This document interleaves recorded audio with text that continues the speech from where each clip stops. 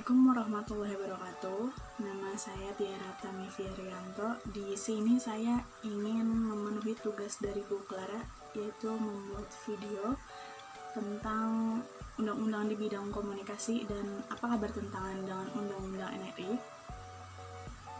Di sini saya akan menjelaskan undang-undang di bidang komunikasi, yaitu Undang-Undang ITE atau Undang-Undang Informasi dan Transaksi Elektronik, dan penilaian apakah undang-undang tersebut bertentangan dengan UUD NRI 1945, Undang-Undang Dasar 1945 atau UUD 45, Pasal 28E ayat 2 dan ayat 3, Pasal 28F dan Pasal 28I UUD 45 menjamin seluruh rakyat Indonesia menyampaikan pikirannya secara tulisan dan lisan.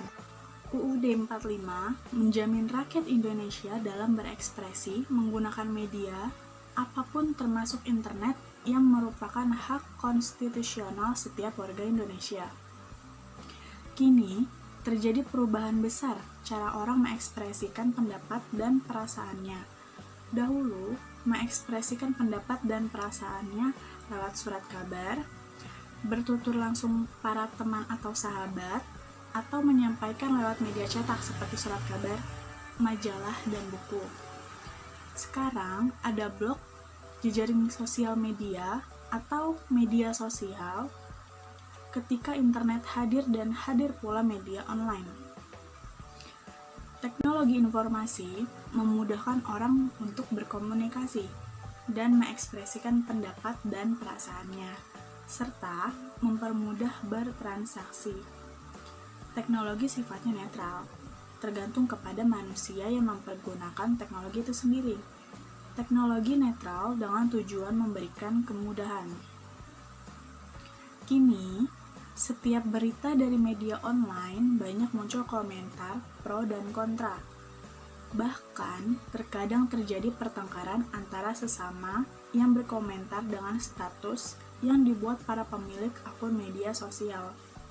Berbeda interaksi di media cetak, seperti yang saya jelaskan tadi, seperti surat kabar, majalah, dan tabloid, yang tidak bisa langsung memposting karena ada sensor dari redaksi, sehingga tidak terekspos komentar yang tidak beretika atau ujaran kebencian terhadap seseorang atau golongan.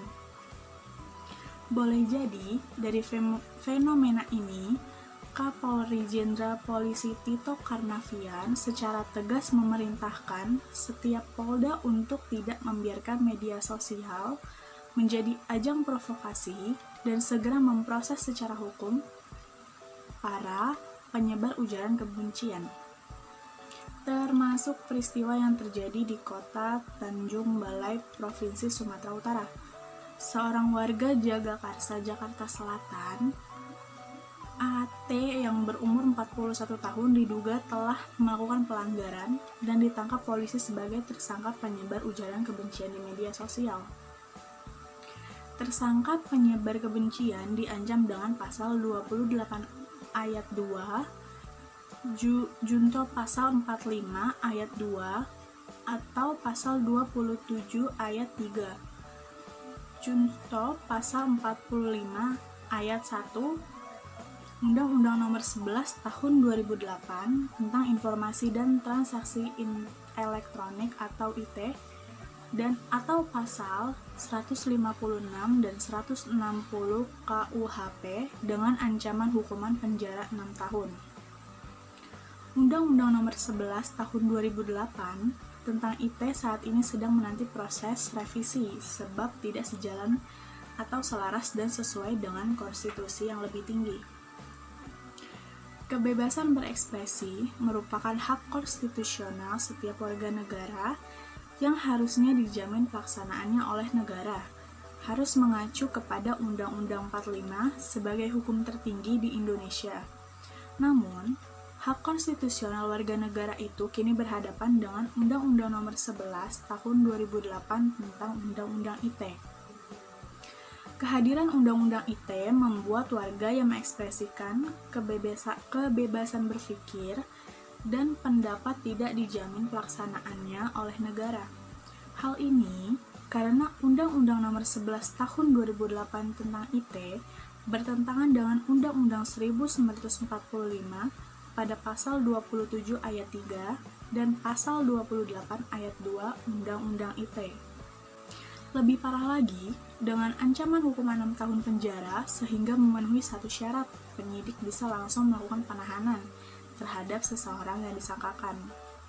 Hebatnya, pasal karet dalam Kitab Undang-Undang Hukum Pidana atau KUHP bab 16 penghinaan pasal 310 dinaikkan ancaman hukumannya pada Undang-Undang Nomor 11 Tahun 2008 tentang IT. Artinya, keberadaan pasal pencemaran nama baik dalam Undang-Undang IT telah menciptakan chilling effect bagi kebebasan berpendapat dan berekspresi di Indonesia, membuat masyarakat khawatir menyampaikan pendapatnya secara bebas, yang menjadi hak konstitusi setiap warga negara yang dijamin pelaksanaannya oleh negara.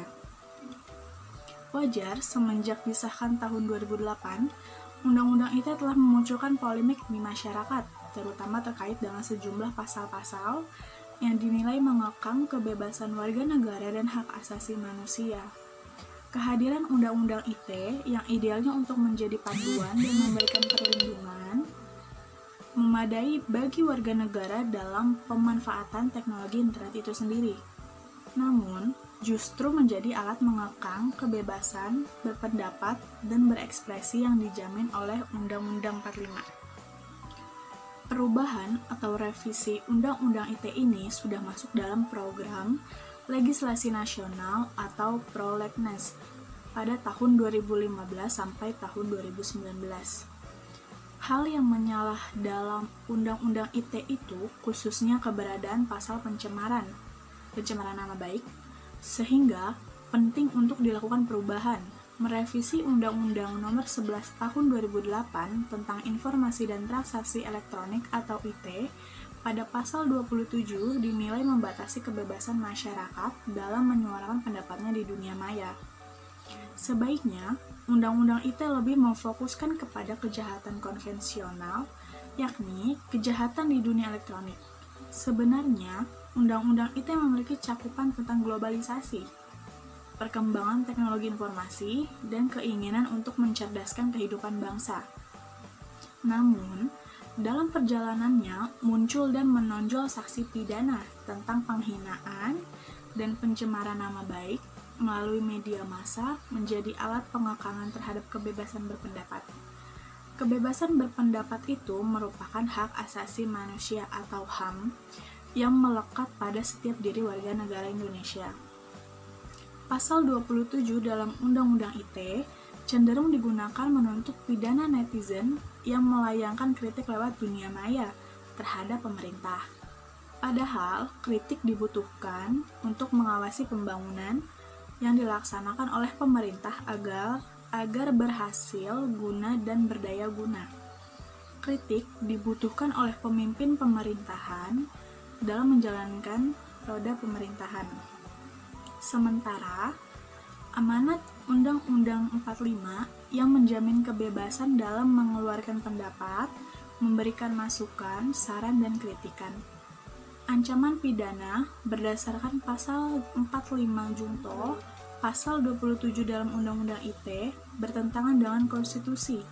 Tidak boleh ada undang-undang yang bertentangan dengan Undang-Undang 45. Bila ada, maka isi atau pasal undang-undang bertentangan dengan Undang-Undang 1945 otomatis batal demi hukum. Selebihnya itu aja penjelasan yang saya utarakan di video ini, kurang lebihnya mohon dimaafkan. Wassalamualaikum warahmatullahi wabarakatuh.